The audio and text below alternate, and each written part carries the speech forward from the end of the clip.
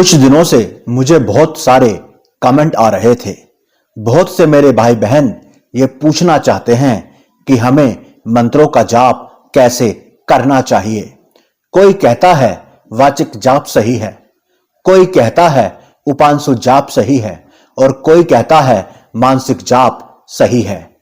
कोई कहता है जोर से बोलो तभी फल मिलता है, कोई कहता है बोलने की जरूरत ही नहीं, सिर्फ होठों को हिलाओ, और कोई कहता है मंत्रों का जाप सदा मन में करना चाहिए, यही सबसे बेस्ट है।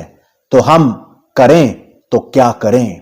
और ये एक बहुत जरूरी सवाल है और यही सवाल सबसे ज्यादा भ्रम भी फैला रहा है, क्योंकि लोग तरह तरह की बातें करते हैं और यहीं से ज्यादातर साधना शुरू होने से पहले ही गलत दिशा में चली जाती है और लोगों का काफी सारा समय इसमें बर्बाद हो जाता है।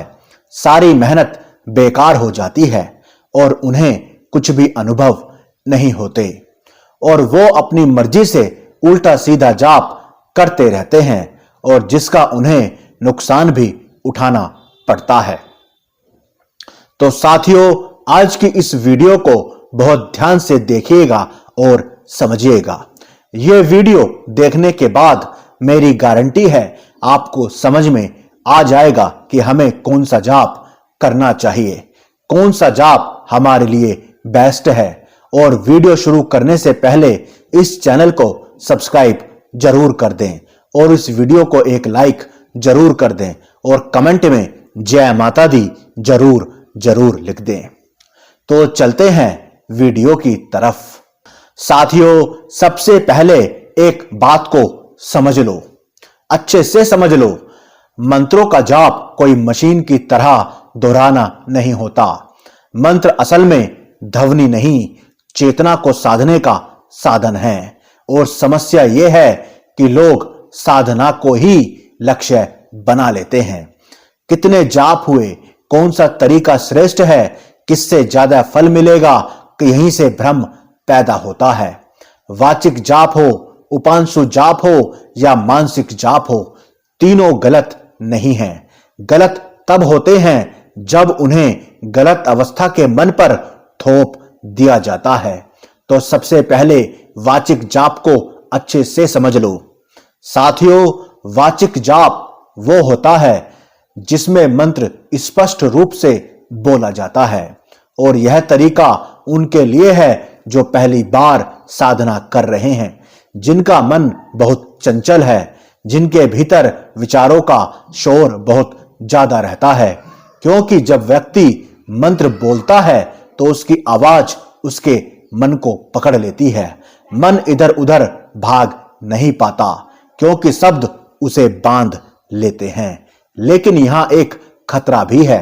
अगर वाचिक जाप केवल जीभ से हो रहा है और मन कहीं और घूम रहा है तो वह जाप नहीं, आदत बन जाता है और ऐसे जाप से शांति नहीं मिलती बल्कि थकान होती है।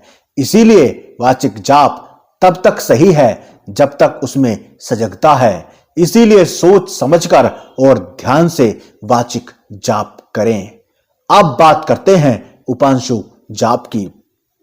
साथियों, उपांशु जाप वो है जिसमें होठ हिलते हैं और आवाज बहुत हल्की होती है या लगभग सुनाई नहीं देती, और ये अवस्था वाचिक और मानसिक जाप के बीच की होती है। ये तरीका तब काम करता है जब साधक का मन थोड़ा स्थिर हो चुका हो लेकिन अभी पूरी तरह भीतर नहीं उतर पाया हो। आप चेक करिए और उपांशु जाप में ऊर्जा भीतर की ओर जाने लगती है, ध्वनि बाहर फैलने के बजाय अंदर गूंजती है। यही कारण है कि कई साधकों को उपांशु जाप में गहराई महसूस होती है। लेकिन गलती यहां तब होती है जब लोग इसे ऊंचा स्तर समझकर जल्दी ही अपनाने लगते हैं। अगर हमारा मन अभी भी भटकता है और उपांशु जाप किया जाए तो व्यक्ति आधा जागता और आधा सोया सा हो जाता है। ना ध्यान लगता है, ना मंत्र उतरता है। इसीलिए यहां ध्यान देने की जरूरत है कि हमारे मन की अवस्था क्या है। अब आते हैं मानसिक जाप पर, जिसे लोग सबसे श्रेष्ठ मान लेते हैं। मानसिक जाप वो जाप है जिसमें मंत्र केवल भीतर चलता है, बिना होठ हिले। सुनने में यह बहुत ऊंची साधना लगती है, लेकिन सच यह है कि यह सबसे कठिन जाप है। मानसिक जाप तभी फलदायी होता है जब मन पहले से प्रैक्टिस में हो। अगर मन अभी भी वश में नहीं है तो मानसिक जाप से मंत्र नहीं चलता, विचार चलते हैं और व्यक्ति भ्रम में रहता है कि वह जाप कर रहा है, बल्कि असल में वह सोच रहा होता है। इसीलिए बहुत से लोग कहते हैं, मैं वर्षों से जाप कर रहा हूं, फिर भी कुछ नहीं हुआ, कोई अनुभव नहीं हुए, इष्ट के दर्शन नहीं हुए, क्योंकि उन्होंने वह तरीका चुना जिसके लिए उनका मन अभी तैयार नहीं था। इसीलिए पहले ध्यान दो कि हमारे मन की क्या अवस्था है और उसी के हिसाब से जाप करो। अब असली बात और असली सच सुन लो। कोई भी जाप अपने आप में श्रेष्ठ या कम नहीं होता। श्रेष्ठता साधक की अवस्था तय करती है, तरीका नहीं। ध्यान देना, जैसे बच्चा पहले चलना सीखता है, फिर दौड़ता है। अगर बच्चा दौड़ने की जिद करे और गिर जाए तो गलती दौड़ने की नहीं, समय की है। इसीलिए साधना में सही क्रम से चलना बहुत बहुत जरूरी है। पहले वाचिक जाप से मन को पकड़ा जाए। वाचिक जाप मन को अनुशासन देता है। फिर उपांशु जाप से मन को भीतर मोड़ा जाए, और जब मन शांत और स्थिर हो जाए तब मानसिक जाप करना चाहिए। जब मन स्थिर हो जाता है फिर मानसिक जाप अपने आप ही अंदर चलने लगता है। मानसिक जाप मन को मंत्र में विलीन कर देता है, और लोग यही गलती करते हैं। वो वाचिक जाप करते ही नहीं, अपने मन को पकड़ते ही नहीं और डायरेक्ट मानसिक जाप करने लगते हैं। इसीलिए उनकी साधना सफल नहीं हो पाती। गलती यह है कि लोग सीढ़ी चढ़े बिना छत पर पहुंचने की कोशिश करते हैं। और ध्यान रखना, जब मंत्र सच में भीतर उतरता है तो जाप करना नहीं पड़ता, वह चलने लगता है। अगर तुम्हारा जाप सही दिशा में है तो कुछ संकेत अपने आप दिखेंगे। अगर तुम्हारा जाप तुम्हें अहंकारी बना रहा है, दूसरों से बड़ा महसूस करा रहा है या जल्द फल की मांग करा रहा है, तो समझ लो मंत्र नहीं, मन चल रहा है। और सही जाप का संकेत यह होता है कि व्यक्ति शांत होने लगता है, सरल हो जाता है और भीतर से बहुत हल्का महसूस करता है। उसे अनुभव होने लगते हैं, अपने इष्ट के दर्शन होने लगते हैं। अंत में मैं यही कहूंगा, वाचिक जाप गलत नहीं है, उपांशु जाप कोई चमत्कार नहीं है, और मानसिक जाप कोई शॉर्टकट नहीं है।